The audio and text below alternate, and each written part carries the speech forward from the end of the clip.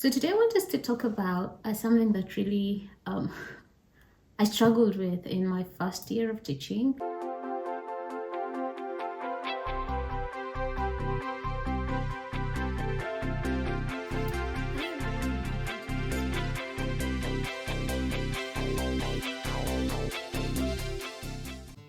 Hi everyone, and welcome to this channel where we talk about teaching strategies and help each other become better educators, better teachers out there.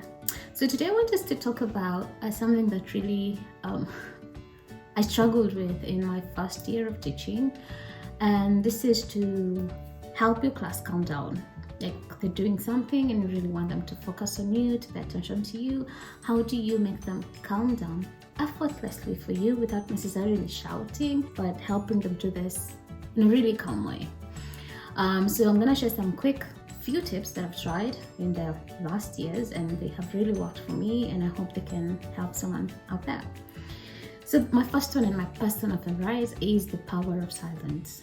Now, you have a rowdy class, and I know it sounds a bit ironical. You have kids jumping, talking, screaming, and you want them to be quiet. You try getting their attention, it's not working. Just stand up. You can put your hand in your mouth, depending on the age of the kids. I prefer putting my hand in my mouth. And just look at them, and then you calmly say, I'm waiting for everyone to be ready.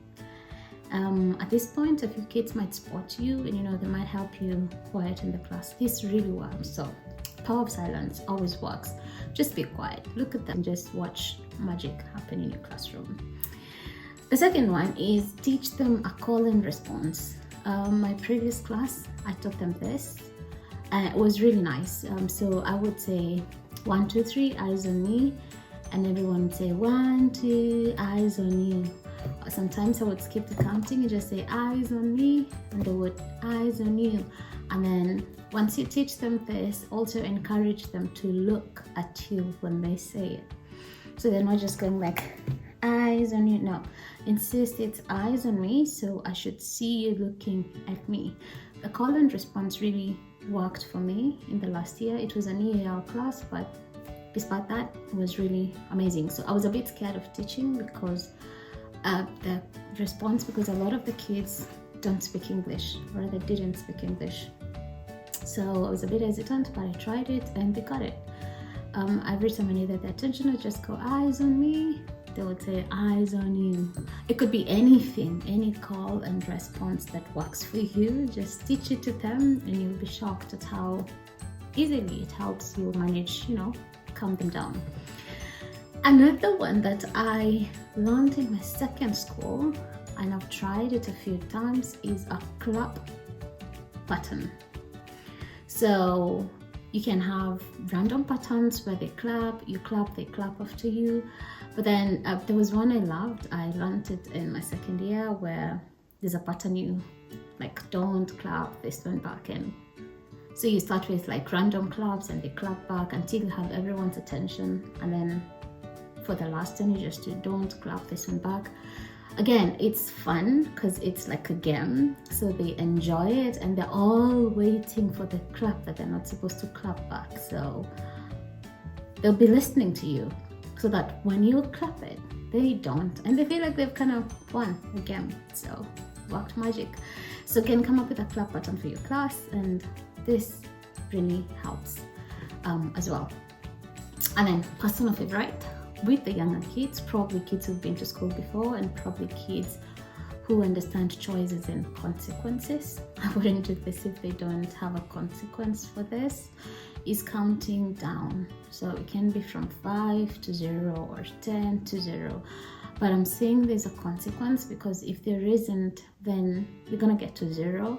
No one is listening to you, and they just don't care, because why? What are you gonna do if you get to 0 and nothing happens?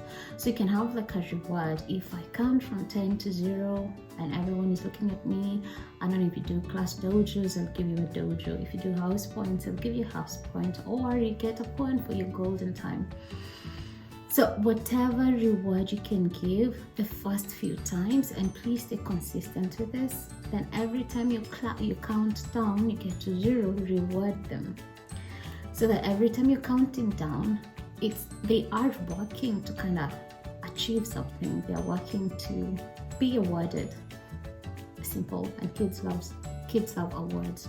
So count down, but make sure when you're starting your countdown, you make them understand that when I get to 0 and everyone is sitting nicely and everyone is looking at me, I'm going to give a dojo point to everyone who is listening, and do it so that now consequently this will be an ideal strategy for you.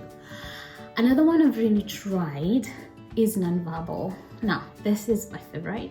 Last year I bought a bell. It's a ding bell.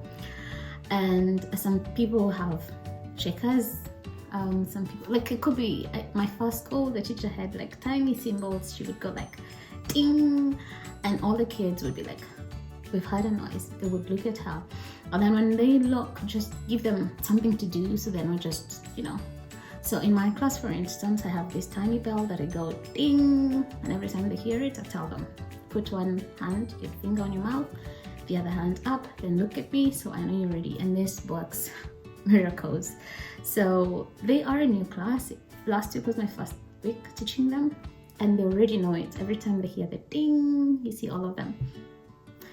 And again, it's rewarding and making sure you have rewards for this. At the beginning, you really have to reward so they know they're working for something. So ding, and I give you a point if you were doing it, With time, you stop rewarding. It becomes now like a routine, like a quiet down cue for your class. And another one that many educators will encourage is positive reinforcement. So spot a child who's doing something right in your class. If you want them to sit nicely, just go like, oh my goodness, Dylan is sitting beautifully. Well done, Dylan. I wish everyone could sit like Dylan. And kids are just gonna look and be like, everyone will want to sit nicely like Dylan. So you can kind of tell them they're doing it right. So spot a child doing well, just say you're doing well. You don't need to have a reward for this one. You just need to spot it and call it out, and everyone hears it. Oh my God, Mary is lining beautifully, and everyone's gonna be like, look at Mary. Oh, that's how we're supposed to do it, and they're gonna do it. Like these strategies, I use them interchangeably. The one I keep constant is the classroom one. The positive reinforcement one, you could use it anywhere, anytime, and alongside any other. When they're lining up, you just go like, oh my God, Dolphin is lining up nicely, and it's gonna work. The last one is a whisper. So they're making noise, or they're doing the work, they're playing in class, and you want to get their attention, so you just whisper something. There's a teacher I worked with, and he would just stand in front and go like, clap once if you can hear me. He wouldn't shout, like even lower than his normal voice. He'd go like, clap once if you can hear me, clap twice if you can hear me, touch your head if you can hear me. And so a few kids will start doing the actions, and it gets everyone's attention, like what are they doing? So of course, as you get more and more kids in, you can continue now raising the whisper to your normal voice. Within 30 seconds, you hopefully have the attention of everyone. So all these strategies I have tried and have seen them work. Please try some of these tips if you haven't tried any, and let me know your experience with them.